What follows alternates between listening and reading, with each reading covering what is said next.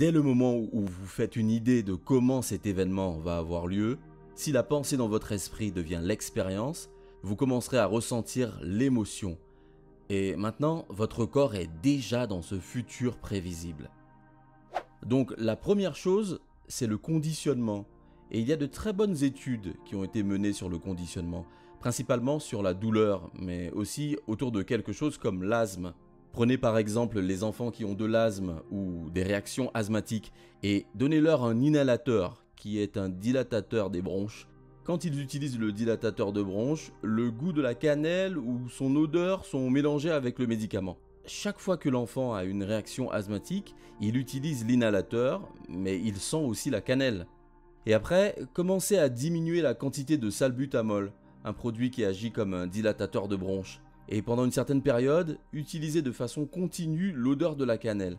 À la fin de l'étude, plus de la moitié des enfants inhalent de la cannelle à laquelle aucun médicament n'a été mélangé, et ils dilateront leurs bronches et réduiront leurs symptômes asthmatiques grâce au concept du conditionnement. C'est la première chose. La deuxième chose, ou le deuxième élément qui permet le placebo, réside dans ses capacités ou sa maîtrise en termes d'aide aux personnes. C'est le concept appelé l'attente. Maintenant, nous avons parlé brièvement de l'attente, mais quand une personne commence à s'attendre à quelque chose de nouveau, le cerveau est en fait une machine à anticiper. Donc au moment où vous commencez à vous attendre à ce que quelque chose change et que vous avez hâte de voir le résultat, comme je l'ai dit plus tôt, il ne s'agit pas seulement d'un processus de pensée.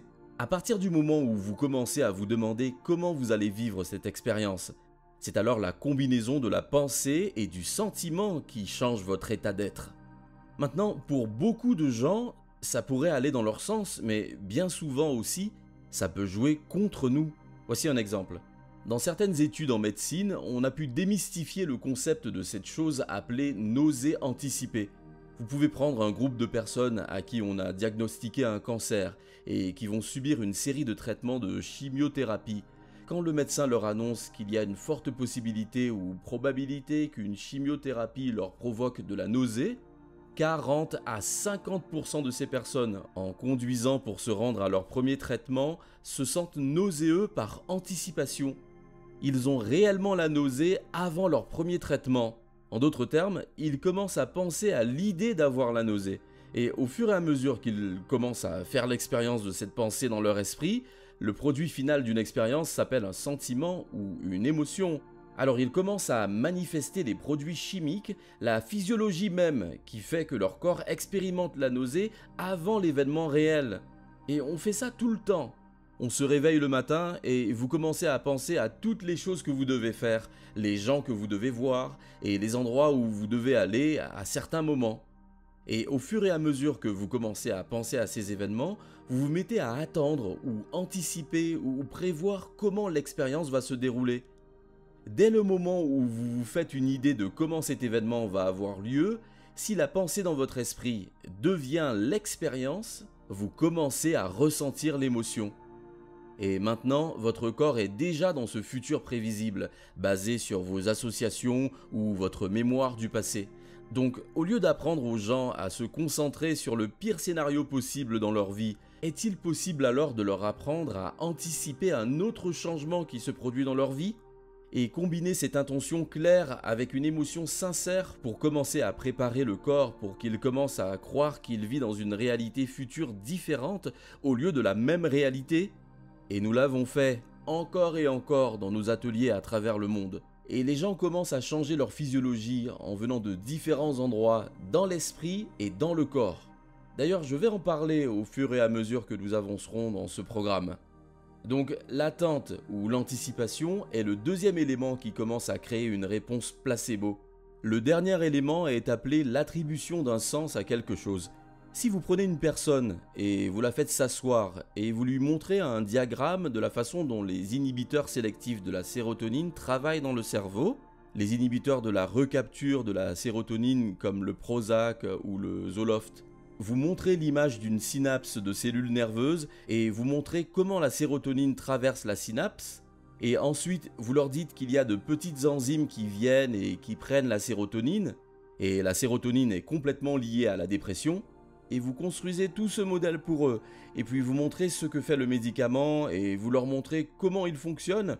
Et si le médecin est enthousiaste, et le médecin est excité, et s'il est confiant et a une certaine autorité et du charisme dans sa posture, la personne commence à croire davantage que ce placebo ou ce médicament va fonctionner. Et donc, si vous commencez à donner du sens à ce que vous faites, si vous comprenez le pourquoi et le comment en ce qui concerne le produit chimique que vous pensez prendre ou le placebo que vous pensez prendre, à partir du moment où vous commencez à lui donner un sens et que vous comprenez ce que c'est et pourquoi ça marche, le comment devient plus facile.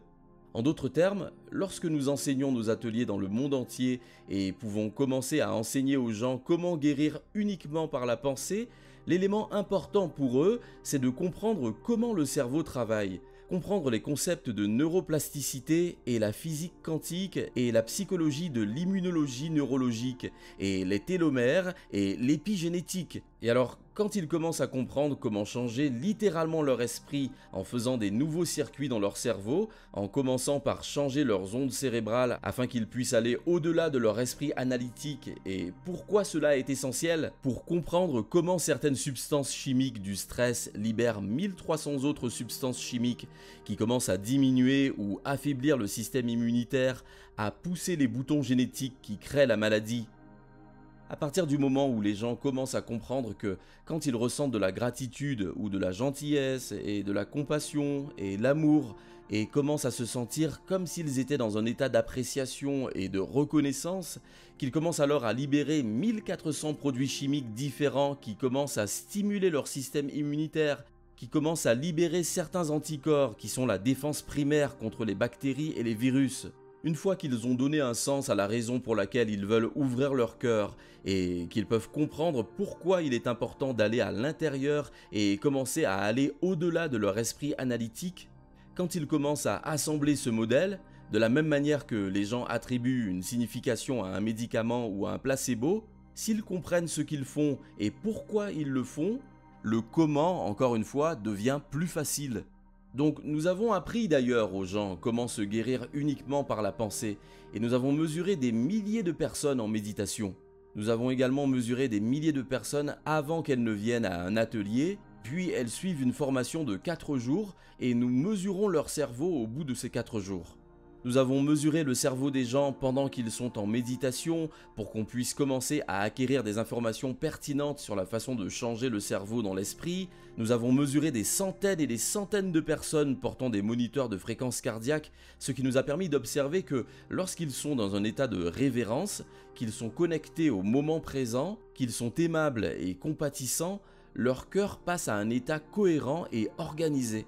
Alors que lorsqu'ils sont impatients ou frustrés ou lorsqu'ils ne sont pas dans le moment présent, leur cœur se met dans un état incohérent. Donc ce que nous voulons que nos étudiants fassent, c'est qu'ils maîtrisent un cœur cohérent et un cerveau cohérent. Et quand votre cerveau est plus cohérent, vous êtes plus cohérent. Quand votre cerveau fonctionne mieux, vous fonctionnez mieux. Et si votre cœur est plus cohérent, vous allez être plus présent. Vous allez vous sentir plus connecté. Vous allez faire confiance à l'inconnu, vous allez vous sentir plus spontané, vous allez être plus créatif, vous allez être plus intuitif, vous allez être plus clair dans votre esprit. Et nous avons vu dans notre travail que nos étudiants sont capables de maintenir ces états pendant une longue période. Et une fois qu'ils comprennent les effets chimiques au niveau cellulaire, génétique, mental, dans leur champ énergétique, ils sont plus enclins à réguler et à soutenir ces états. Donc une des choses qui est importante en apprenant aux gens à guérir uniquement par la pensée, c'est la compréhension de ce que cela signifie de devenir la pensée uniquement.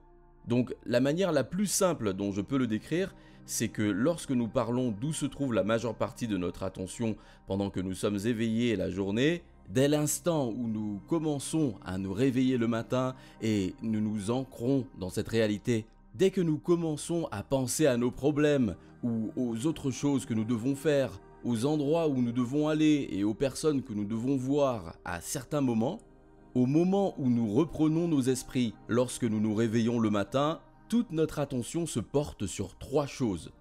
La première chose qui retient notre attention, c'est l'environnement. On se réveille et nos sens nous connectent à l'environnement. et on commence à reconnaître les choses familières dans notre vie appelées gnomes.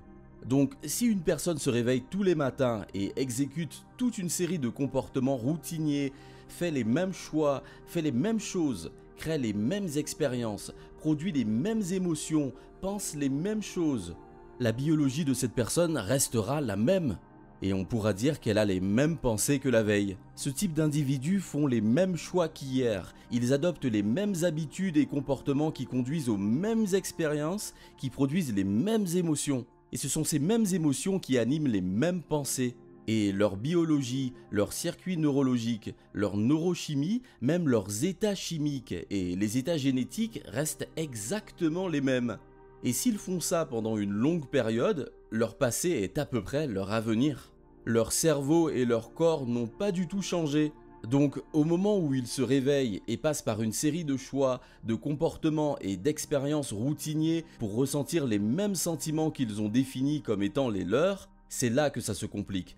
Parce que s'ils ne sont pas définis par une vision de l'avenir et qu'ils vivent à partir du vieux matériel, de la chimie et des émotions du passé, alors au moment où ils ouvrent les yeux et commencent à voir des choses familières dans leur vie, c'est leur environnement externe qui allume des circuits différents dans leur cerveau, les amenant à penser comme tout ce qu'ils connaissent. Et tant qu'ils pensent comme tout ce qu'ils connaissent, ils continuent à réaffirmer la même personnalité. Et donc au fil du temps, alors que leur attention se porte sur leur environnement externe et qu'ils réagissent émotionnellement aux problèmes et aux conditions de leur vie, tôt ou tard, ils commencent à associer leur environnement externe avec la personne qu'ils pensent être. La deuxième chose sur laquelle ils portent leur attention, c'est leur corps. Est-ce qu'il a faim? Est-ce qu'il est fatigué? Et est-ce que je me sens bien? Est-ce que je me sens mal? Et ils commencent à faire attention à leur état émotionnel et leurs habitudes et comportements. Donc si vous faites attention à votre corps et que toute votre attention est sur votre corps, que vous ressentez la même chose, alors globalement, si ces sentiments mènent à certaines pensées, allument certains circuits dans votre cerveau pour créer les mêmes produits chimiques pour que vous ressentiez la même chose, et que dès que vous ressentez la même chose, vous avez les mêmes pensées, c'est la redondance de ce cycle qui commence à conditionner votre corps à devenir inconsciemment l'esprit. Et maintenant, une fois que le corps est devenu l'esprit, cela s'appelle une habitude. Une habitude, c'est quand votre corps est votre esprit. Là, par conséquent, selon la science, 95% de ce que nous sommes à l'âge de 35 ans devient un ensemble de programmes automatiques.